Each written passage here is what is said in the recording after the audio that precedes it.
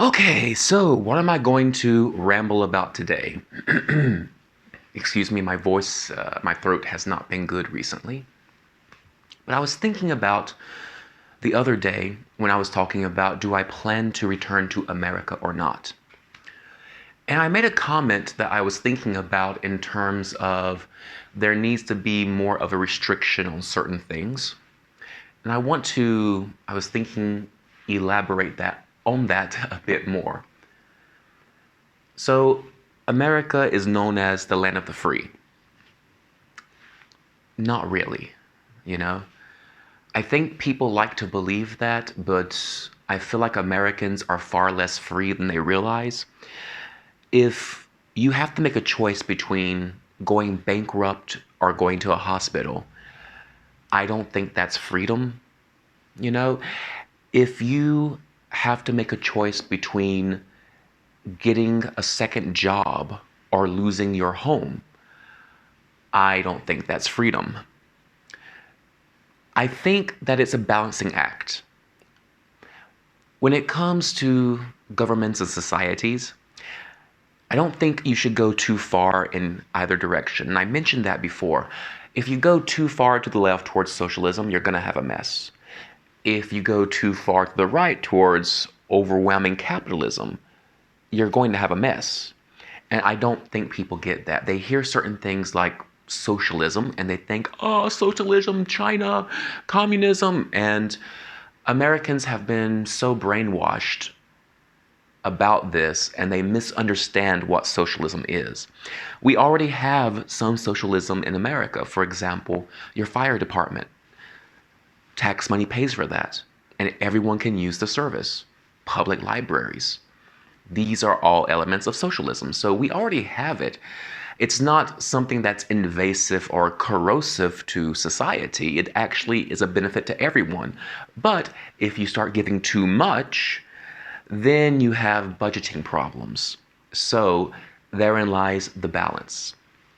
If other countries, for example, can have universal health care, I think every other democracy or almost every other democracy in the world can have universal health care.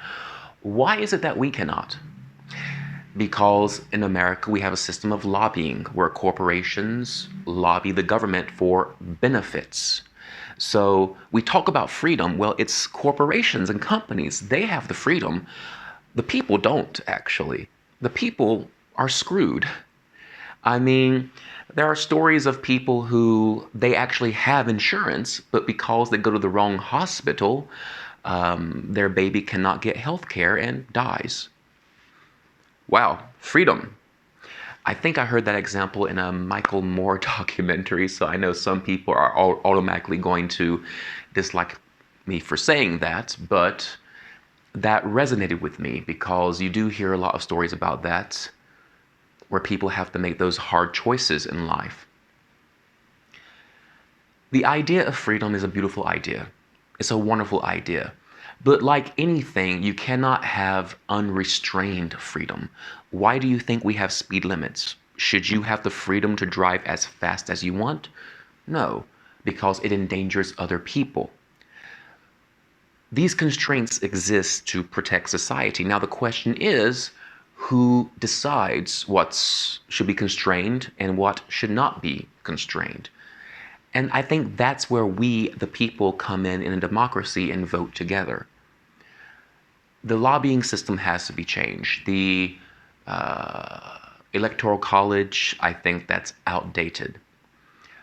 We do need more checks on freedoms. For example, the whole freedom of speech, say whatever you want, equal time for everyone on the news. Not smart.